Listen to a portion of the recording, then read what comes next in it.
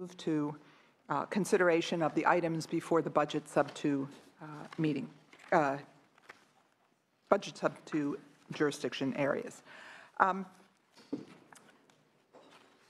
This joint hearing is on the subject of the Department of Toxic Substances Control. And over the past 3 years, the legislature's had a number of hearings on the department's internal controls and its business practices, its basic statutory obligations. Our budget subcommittee, this budget subcommittee, has focused on review of its fee-based programs, its regulatory functions, enforcement and implementation of the strategic plan. Consistently, we've heard from stakeholders, the regulated community, from cities and counties, the public, that this department truly needs to refocus its efforts and reform its internal culture to allow for a fair and efficient regulatory process to proceed. Frankly, between the issues of a lack of strong enforcement and a lack of consistency in permitting and long overdue reform of the department, it's really time to hear what the administration plans to do to change all of that and how we manage the hazardous waste in our state. This oversight hearing is intended to give the Budget and Policy Committees involved with oversight of the DTSC an update on these issues and help us plan how we will assist in the transformation of this department into a very strong and fair regulatory agency. We learned last night, and that's why our Senate Pro Tem is here, that the Exide recycling factory, which was subject to numerous permitting and enforcement failures by the department, will be shut down in order to avoid criminal charges. We need a clear update on this issue and what happens next with this facility and how we can be assured of the resources to clean the pollution up. I want to welcome the Senate Pro Tem, Kevin DeLeon. I know that this has been an issue, the Exide recycling factory and the treatment of hazardous waste in general in California has been of concern to you, to the environmental justice community, and frankly to these committees. So we welcome you, and I'm sure you have a statement. Thank you. Thank you so very much, Madam Chair. Good morning. I don't know if Mr. Chair Wachowski would like to make a few statements. Please. Okay, thank you very much. Madam Chair Wolk, as well as Mr. Chair Wachowski, as well as our Budget Chair, Senator Leno, I want to thank each and every one of you very much for this opportunity to share a few words and a very quick statement. I'm elated that our chair of Subcommittee 3 of the budget that oversees the purse strings for this specific agency and our chair of Environmental Quality, EQ, on the policy side have come together on this joint issue, which is really critical, not just for my constituents in Los Angeles, but for all constituents throughout the state of California. So I do thank you very much for holding this very important oversight hearing today. This morning, your two committees will review the budget and operations of the Department of Toxic Substances and Control. Regrettably, there is much to review. From what we know, a great deal of work is needed to bring this department up to the standards the public expects. This is the state agency charged with protecting public health from toxic releases, and repeated failures by DTSC have shown that our system for handling hazardous waste is broken. From LAO to the Bureau of State Audits, there has been reports uncovering very serious deficiencies with departments' various toxic reduction and cost recovery programs. DTSC has taken some actions, but there is a lot more left to do to solve the very serious problem at hand. In my own district, in Los Angeles, there has been public outcry for many, many years in the neighborhoods that I represent, such as Boyle Heights, East Los Angeles, Vernon, and other surrounding communities, calling for the department to close the Exide Vernon battery recycling plant and protect neighborhoods from the toxic pollution that young children and our senior citizens breathe in to their lungs. The facility was allowed to operate without a permit for decades, leaking lead, arsenic, and other hazardous waste materials into the streets where children play. Those who let this happen must be held accountable. Let me underscore and emphasize, those who have let this happen must be held accountable. It's time for this administration and the legislature to take a fresh look at the department and put in place permanent reforms to ensure that we never let this happen again. The status quo simply is not acceptable. There are a large number of facilities operating on expired permits and a failure to collect millions in cleanup fees from polluters. There are many holes in the hazardous waste tracking system and a failure to prioritize the enforcement. Today, DTSC, this agency, this department has a new director, and that's Barbara Lee. And her staff will have a chance to convince us that the worst is now over for DTSC. I urge this committee to take those actions they deem appropriate to restore the public's trust in this department. Finally, as we are just now learning, both the U.S. Attorney in Los Angeles and DTSC here in Sacramento are issuing separate announcements to permanently close the Exide facility. Now, this is great news for the people of my district and the residents of the communities contaminated by this site. Now, as you can see in the California section of the Los Angeles Times, as bold as it gets right here, Exide plant closing. This is a huge victory for the state of California. It's a huge victory for these communities that historically have been marginalized for a whole variety of reasons and have suffered because of the lack of permitting and oversight by DTSC. However, I will say it also raises numerous questions.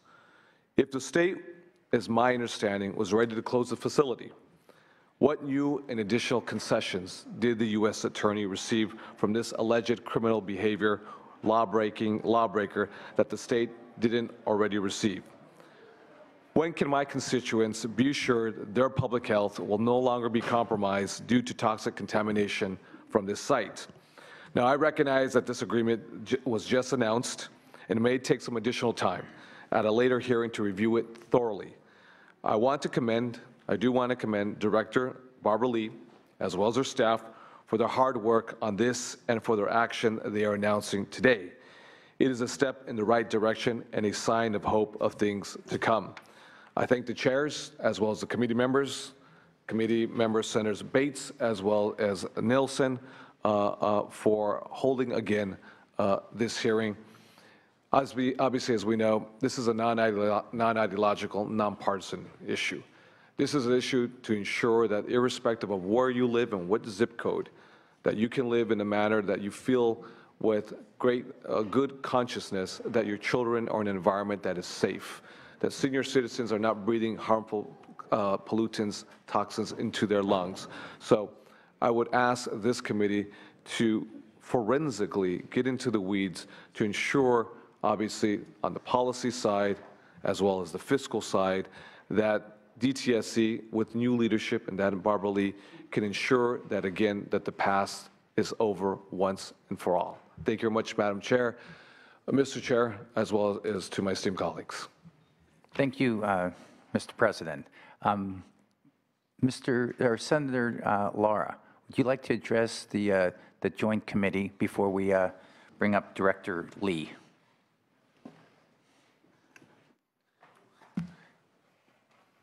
Thank you, Madam Chair, Mr. Chair. Thank you for inviting me to participate in this important hearing today. Just as our Pro Tem De Leon discussed the impact of our constituents, I represent the city of Vernon and the southern impacted part of the communities around Huntington Park, Bell Gardens, Cudahy, and Commerce.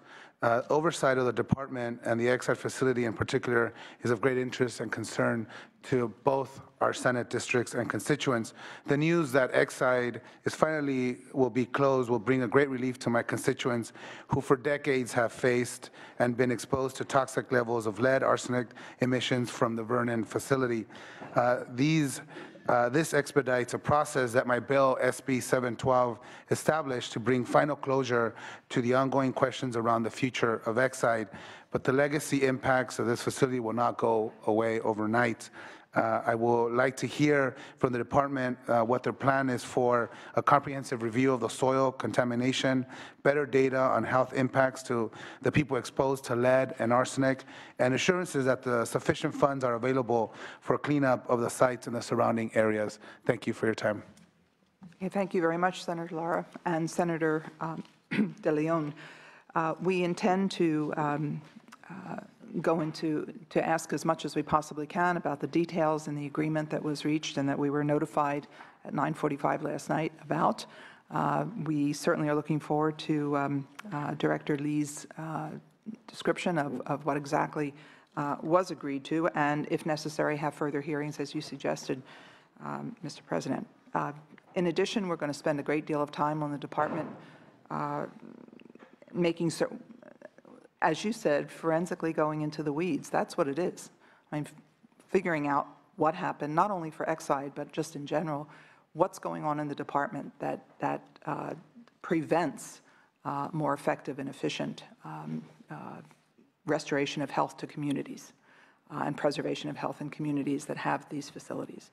So we definitely will be spending time on that this morning, and I thank you both for coming. You're welcome to stay. But I'd like to turn to my co-chair and for your statement. Well, no, good morning. And as has been highlighted by the senators who have spoke, the apparent breakdown in the Department of Toxic Substance Control appears to be systematic over the last several years. I've had an opportunity to read the department's strategic plan for fixing the foundation, and I believe we're in the third year of that, and I'm looking forward to the update from last year's improvements, because there's been mismanagement at a variety of different levels, and as my colleagues have commented, there's appeared to be a culture. Now, I have the greatest respect for the scientists. Members know that I was in the assembly. I had the opportunity to chair the ESTM, the Environmental Safety Toxic Materials, and we reconvened the Green Task Force so they can come in to the committee when that green chemistry program was falling apart and we were having problems getting regs. So I think that there's work to be done and improvement. The legislature has looked critically at the problems that are occurring in all the departments and the different programs, and is attempting to help address them in the process of these oversight hearings. We approved budget augmentations, and we sent legislation to the governor, as referenced by Senator Lara, aimed at correcting the course of this broken agency. And under the leadership of the former director, Debbie Raphael, these plans were developed, and we've had some initial steps, but it's our role as a legislature and as the oversight to, picking up the term of the morning, get into the weeds as far as addressing what the department needs to do to reform. So now it's 2015. We have some late-breaking news about the Exide facility, and I obviously care about the details of that cleanup plan, and at least what I've read in the Los Angeles Times, but is it a first step? We'll have to follow up with that. Today, this is like a progress report for the Substantive Committee and EQ, and each of the initiatives that have been outlined and what are the next steps, and we're going to hold the department based on the former director Raphael's promise that these changes are indeed happening. So with that, I'd like to bring up Director Lee and, 1 second. Senator Nielsen, did you want to make a comment? And then we'll bring just briefly, and Senator De Leon, Senator Lara, I understand your very parochial concern. It's a legitimate one. And our concern as a body must go beyond your own area, but all over. And I know that's fully your intent, and Senator De Leon, why you've launched a vigorous attempt in the Senate here, at least, to do oversight. And I applaud that.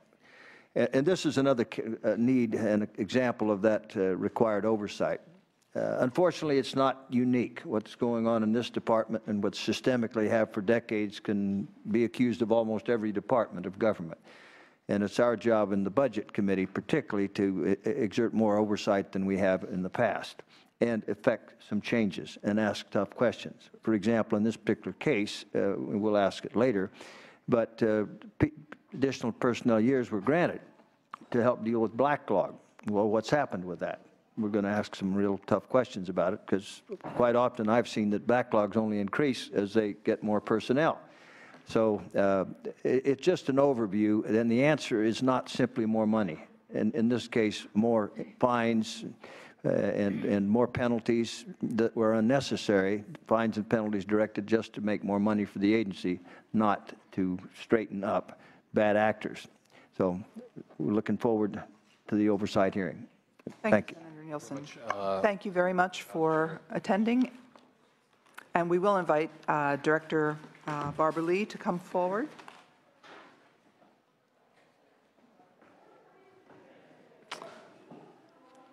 Welcome. Thank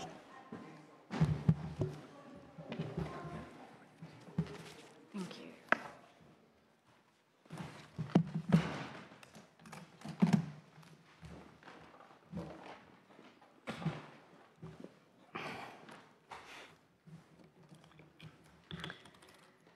Good morning, Chairwoman Wolk, Chairman Wojciechowski, members of the committee.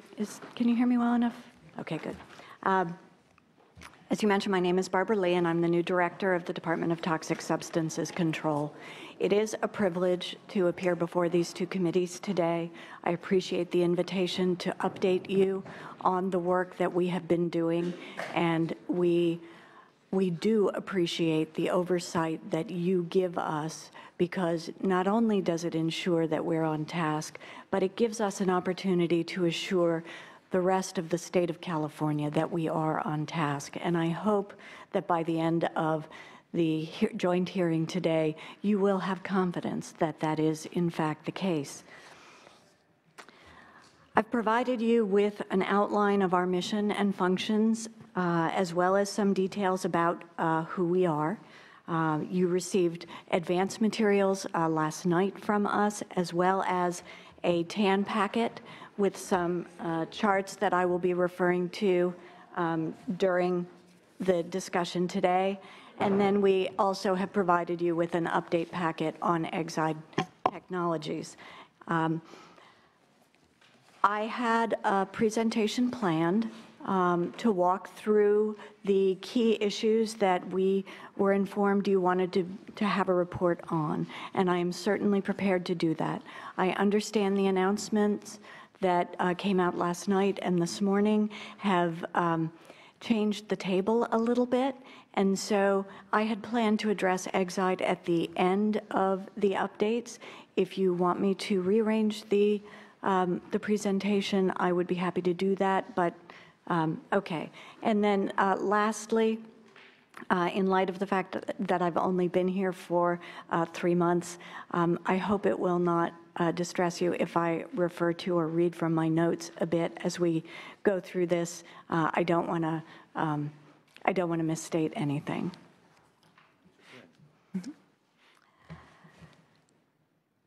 As you know, the department's mission is to protect California's people and environment from the harmful effects of toxic substances.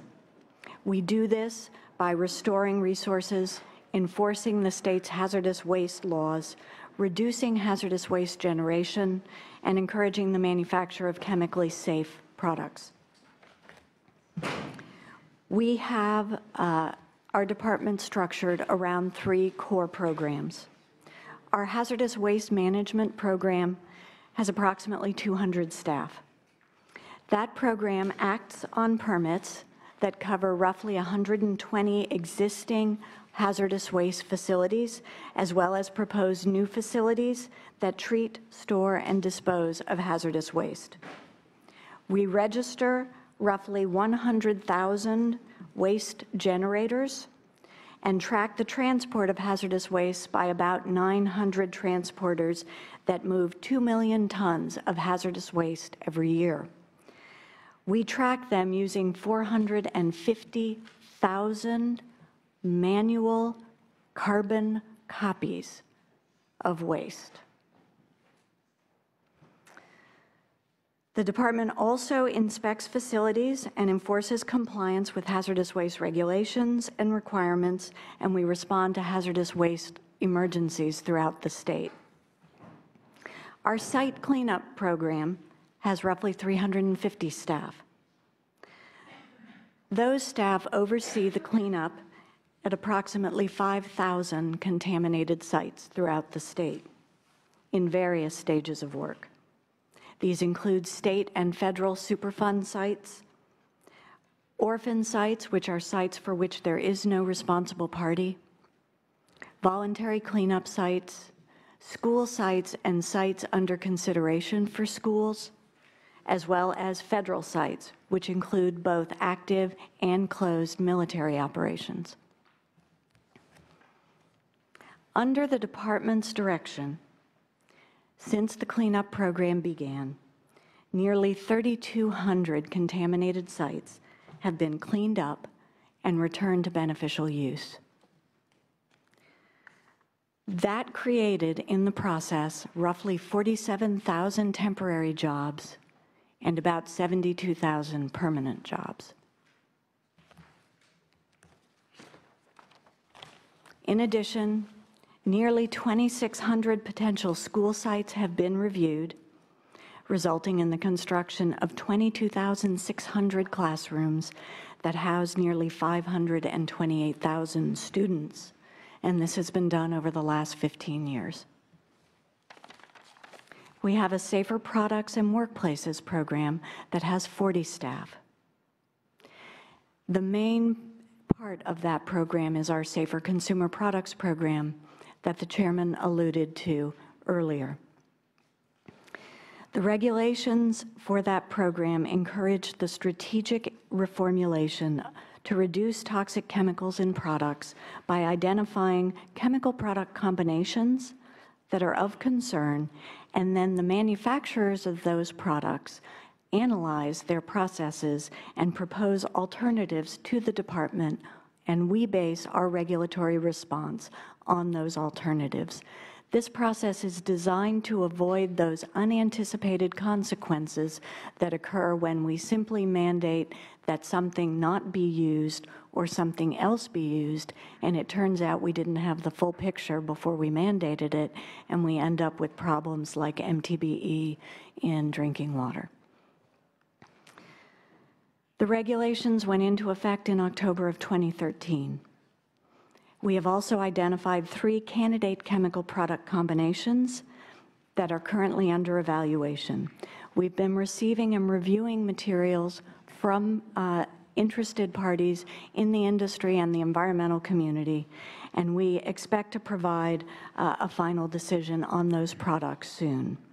We also have a final work plan coming out soon. This work plan describes 7 priority product categories to signal to the industry where we intend to focus our investigations in the coming 3 years. And finally, this summer, we will release guidance for the manufacturers to conduct the alternative analysis that is required under this program. In addition to the Safer Consumer Products program, our Safer Products and Workplaces staff also develop targeted regulations where we have complete information to do that. And for example, we're working on a copper in brake pads regulation right now. And then they also provide environmental health and safety support to the entire department. We've done a lot of work engaging and protecting communities. In the last year, our public participation program has begun a modernization effort consistent with what was spelled out in our Fixing the Foundations plan.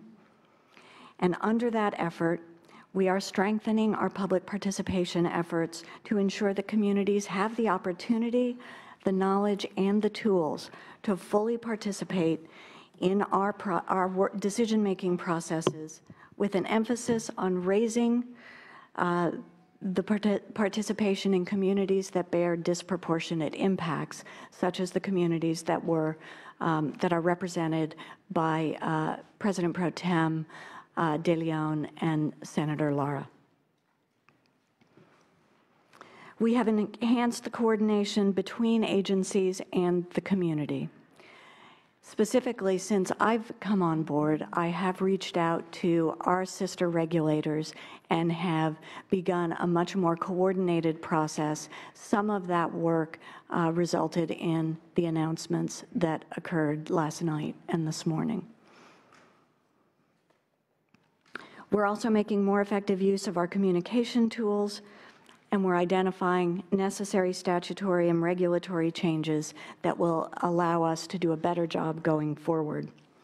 We've also got a contract in place with the Collaboration Center at UC Extension in Davis to conduct statewide outreach efforts to get input from stakeholders on our public participation program and to make recommendations to us for further improvements, and we expect the recommendations out of this contract in September. Some other things briefly that we're doing to help communities. We have a program we refer to as community enforcement networks. These are similar to neighborhood watch programs. They provide a platform for community members to bring to the attention of agencies environmental problems that are occurring in their communities. They file a report to a central data system, and then those reports are reviewed by a multi-agency team of professionals and then referred to the agency that is in the best position to respond the most quickly to that problem. The original network was created by the Department of Toxic Substances Control in the Imperial Valley using penalties from an enforcement action that we had brought. Since then, additional networks have been created. There are 6 now, including the Coachella Valley, Wilmington, and Fresno, Kern, and Kings counties. We've also created in December of this last year an Assistant Director for Environmental Justice position in our executive office. The position will develop the plan that is going to embed environmental justice principles into all of our actions and core programs. So this is not a standalone, we're doing EJ kind of talking point. This is, it will become a complete part of what we do. Every day our work is guided by our 2014-2018 strategic plan. It continues to provide a clear and meaningful picture to you and to the rest of the state about what we want DTSC to be. In 2012, we first acknowledged that our efforts to carry out our mission have sometimes been compromised by deficiencies in our technical processes and in our administrative processes as well. Those problems certainly do impact our efficiency, our effectiveness, and our credibility. My predecessor promised you fundamental reforms, as you have acknowledged here today, and progress to address our problems. I want to clearly state to you that you have my commitment to continue the important work she began and to see it through to fruition.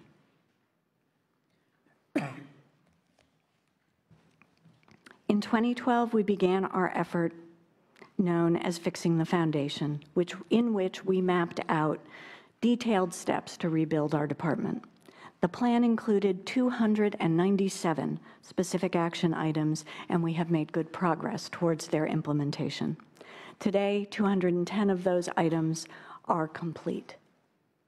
We also have clear work plans in place and training underway to implement the remaining 87 actions, and we expect to complete them all by the end of June of this fiscal year.